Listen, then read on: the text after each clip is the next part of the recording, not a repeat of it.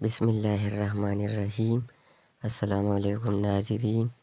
کہتے ہیں محمود غزنوی کا دور تھا، ایک شخص کی طبیعت ناساز ہوئی تو طبیب کے پاس گیا اور کہا کہ مجھے دوائی بنا کے دو۔ طبیب نے کہا کہ دوائی کے لیے جو چیزیں درکار ہے سب ہے سوائے شہد کے، تم اگر شہد کہیں سے لا دو تو میں دوائی تیار کیے دیتا ہوں۔ اتفاق سے موسم شہد کا نہیں تھا۔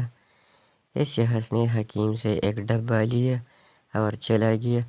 لوگوں کے دروازے کھٹکھٹانے لگا مگر ہر جگہ مایوسی ہوئی۔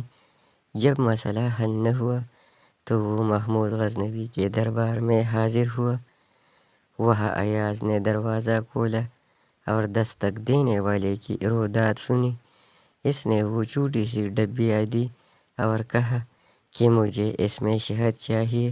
ایاز نے کہا آپ تشریف رکھیے، میں بادشاہ سے پوچھ کے بتاتا ہوں۔ ایاز وہ ڈبیا لے کر بادشاہ کے سامنے حاضر ہوا اور عرض کی کہ بادشاہ سلامت، ایک سائل کو شہد کی ضرورت ہے۔ بادشاہ نے وہ ڈبیا لی اور سائڈ پر رکھ دی۔ ایاز کو کہا کہ 3 بڑے ڈبے شہد کے اٹھا کر اس کو دے دیے جائے۔ ایاز نے کہا حضور اس کو تو تھوڑی سی چاہیے، آپ 3 ڈبے کیوں دے رہے ہیں؟